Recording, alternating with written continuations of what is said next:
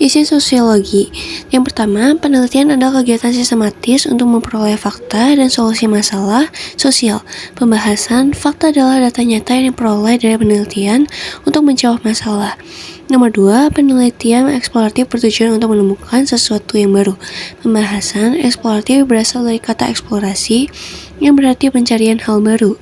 Nomor 3, penelitian verifikatif berfungsi untuk menguji kebenaran pengetahuan yang sudah ada. Pembahasan verifikatif atau bisa disebut verifikasi, menguji kebenaran informasi yang sudah ada. 4, cara berpikir peneliti harus skeptis, analitis, kritis, jujur, dan toleransi. Pembahasan sikap ilmiah harus disertai sikap menghargai perbedaan, yang biasa kita sering sebut yaitu toleransi. Nomor 5, bagian isi laporan terdiri dari bab, pendahuluan, hingga bab kesimpulan dan saran. Pembahasan ini adalah struktur standar dari laporan ilmiah. Nomor 6, daftar pustaka terletak pada bagian penutup laporan. Pembahasan penutup biasanya berisi daftar pustaka, lampiran, dan lain-lain.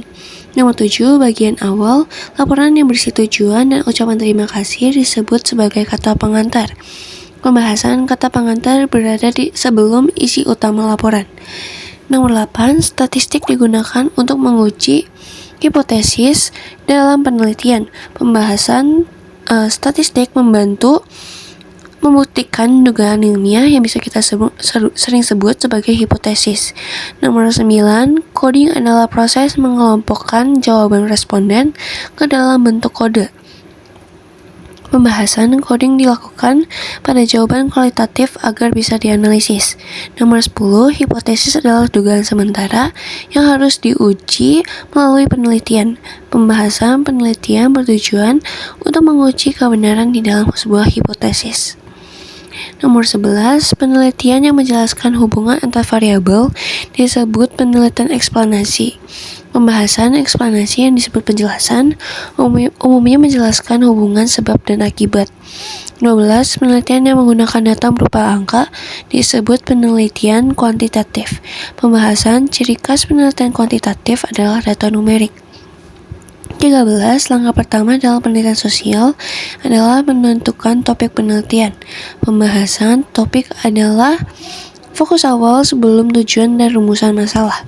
Nomor 14, penelitian yang menggunakan observasi dan wawancara sebagai teknik utama disebut kualitatif.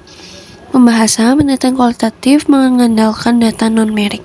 Nomor 15, tujuan utama dari penelitian sosial adalah untuk mengumpulkan data dan menemukan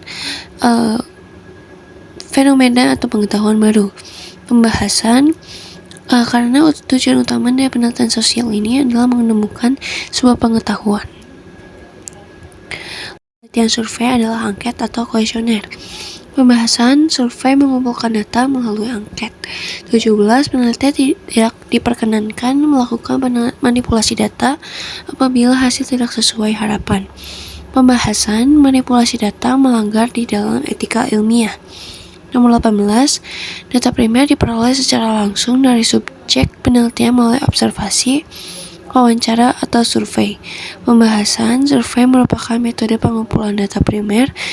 Nomor 19, variabel terikat merupakan faktor yang dipengaruhi oleh variabel lain. Pembahasan variabel terikat bergantung pada variabel bebas. 20, variabel bebas dalam penelitian adalah faktor yang mempengaruhi variabel lain. Pembahasan variabel bebas adalah penyebab atau pengaruh terhadap variabel lain. Esai. Tuliskan judul penelitian sosialmu lengkap dengan 3 rumusan masalah dan hipotesis yang Anda buat. Judul penelitian yang kami buat adalah peran pembina OSIS di dalam mengembangkan karakter kepemimpinan siswa melalui kegiatan OSIS SMA Kristen Nasional Anglo. Rumusan masalahnya yaitu yang pertama, bagaimana keterlibatan siswa pembina OSIS di dalam mengevaluasi kegiatan OSIS dari aspek pengembangan kepemimpinan siswa. Lalu yang nomor 2, apakah pembina OSIS telah mendapatkan pelatihan atau pembekalan khusus di dalam hal pembinaan dan kepemimpinan karakter siswa. Lalu nomor 3, bagaimana kegiatan OSIS mencerminkan nilai-nilai kepemimpinan yang sejalan dengan visi dan misi sekolah Kristen. Lalu yang hipotesis, pembina OSIS secara aktif terlibat dalam mengevaluasi kegiatan OSIS dengan menekankan aspek pengembangan kepemimpinan siswa mulai observasi secara langsung dan pemberian umpan balik setelah kegiatan. Lalu yang nomor 2, sebagian besar pembina OSIS telah mendapatkan pelatihan atau pembekalan khusus yang berfokus kepada pembinaan kepemimpinan atau karakter siswa. Lalu yang nomor 3, kegiatan OSIS yang mencerminkan nilai-nilai kepemimpinan seperti tanggung jawab, pelayanan seperti MP, dan juga kerjasama yang selaras dengan visi dan misi sekolah Kristen. Nomor 2, judul tingkat kepedulian siswa terhadap kebersihan lingkungan sekolah. Metode penelitian dan penyajian data yang cocok.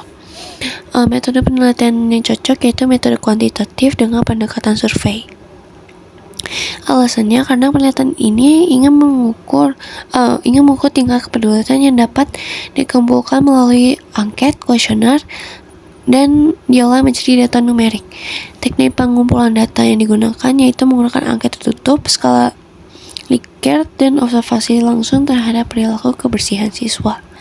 Lalu penyajian data yang digunakan yaitu dalam bentuk tabel atau diagram batang, atau bisa juga dengan diagram lingkaran yang memudahkan analisis tingkat kepedulian secara statistik. Lalu yang nomor 3, rancanglah 3 contoh pertanyaan angket untuk judul penelitian nomor 2 dan jelaskan relevansinya. Pertanyaan angket yang pertama yaitu, saya selalu membuang sampah pada tempatnya di lingkungan sekolah. Relevansinya itu menunjukkan kepedulian siswa terhadap kebersihan secara langsung.